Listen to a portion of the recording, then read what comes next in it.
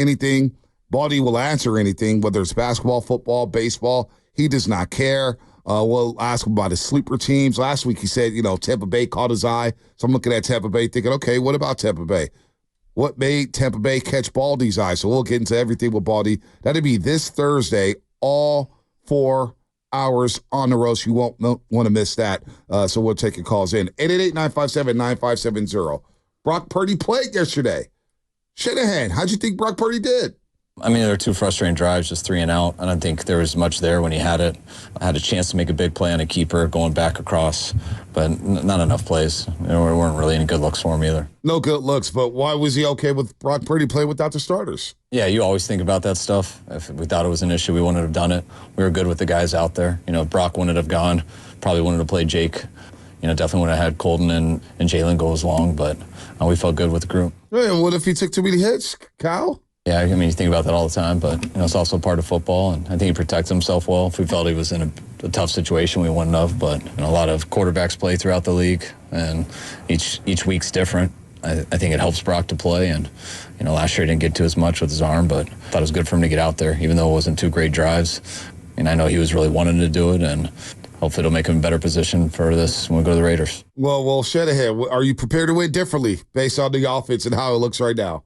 Yes, but I mean, you always feel like we've had to win a number of ways, a number of times here, so you look at that each week, even when you feel your offense is firing on all cylinders, you still, what's the best way to win a game? And that changes week in and week out, and I like to think we're built to do it a lot of different ways. I think we have done it a lot of different ways in our tenure here, and that's kind of what we always talk about. What does it take to win? And you try to figure that out by studying, putting together a game plan, and then you do what you can in the game to find a way, and you really don't care how it looks or what happens. You just do whatever you can to win. All right, 888-957-9570. Roasters out there, do you have any issue with Brock Purdy playing yesterday with that makeshift offensive line and that makeshift receiving room and backup ready backs? 888-957-9570 is the number. Do you have any issues with Brock Purdy playing last night? Football players play football, right? That's the setting. Yep. I have zero issue with guys going out there and playing in preseason. If that's what you want to do, like Kansas City, Andy Reid's been doing it for 30, 35 years. They played Patrick Mahomes. But you know who else played with Patrick Mahomes? Because I watched it. Yeah. Travis Kelce. Xavier Worthy. Right? So Rashee Rice. They were trying to accomplish something. Boy, real quick. Rashee Rice looks like he's about to take another step. Yeah. Xavier Worthy is a problem. But he fits exactly what they want to do. Like, I don't know. Who knows what he would look like in other situations, but it's a perfect fit. But we knew that when they tried to hit, like, damn. Of course. Speed with Andy Reid. Mahomes. And then behind the back pass, like, I mean, he's on another level. But, like, if that's what you want to do that, what a show off. God, just come on. Play some real football, Patrick. This isn't backyard. Come on, dude. I loved it. Even though I hate him. It's so extra. I mean, the media love you. Oh, my God, it's the greatest. It's preseason, people. God, he does have a left-handed pass, a behind-the-back pass. It's just, I mean, and the Raiders can't even complete a pass normal. You know what I saw from the Raiders beat writer Saturday? Why are we bringing up the Raiders? Thought we were talking about the Chiefs. Yeah, no. Because your Raider Chief hate is coming out. I don't know what you're talking about. I think we're just too infatuated with the preseason pass. It doesn't mean anything. What's his name? Vincent Bonsignor? Vinny Bonsignor of the Las Vegas Review-Journal. Yeah, does a very he's good job. the Rams. He tweeted Saturday night, and I had to make sure it was him. Maybe the Raiders should trade for Trey Lance. I think they should go for Kirk Cousins, but that's neither here nor there. That's what he tweeted. Trey Lance looked that good Saturday? I didn't watch much of the game. I don't know. I saw much of the highlights. I don't know. I know who didn't look good. Daniel Jones. But getting back to the Niners.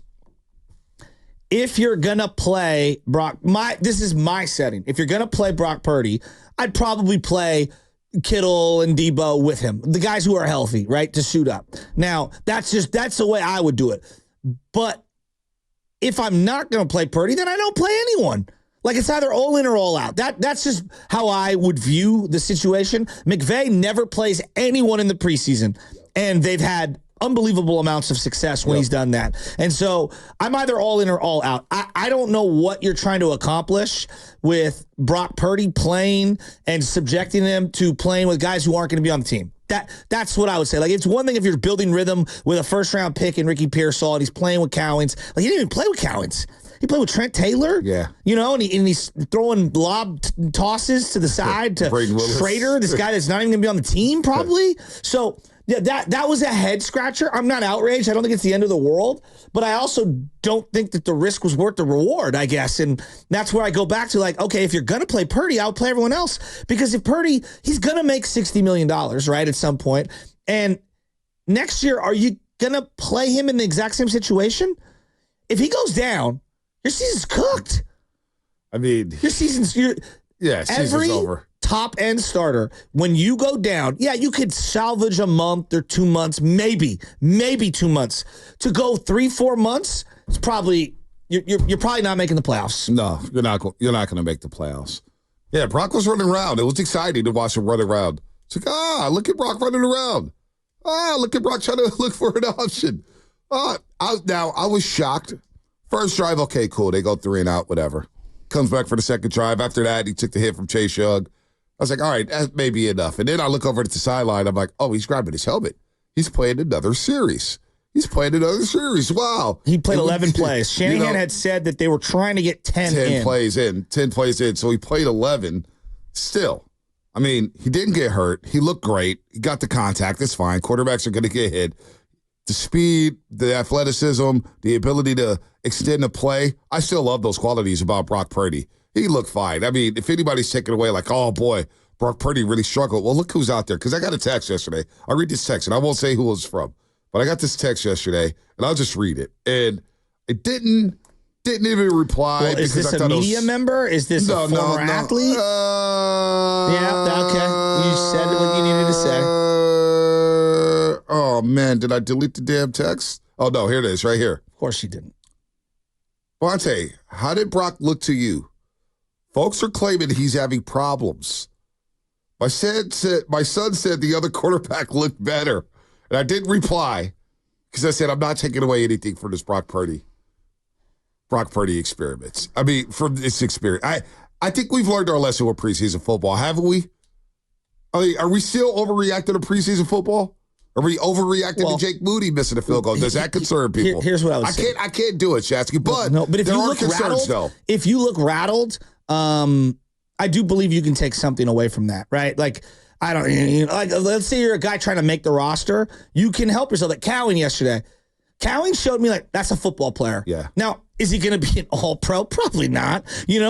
But to me, he looked like a football player. Who didn't look like a football player? Danny Gray.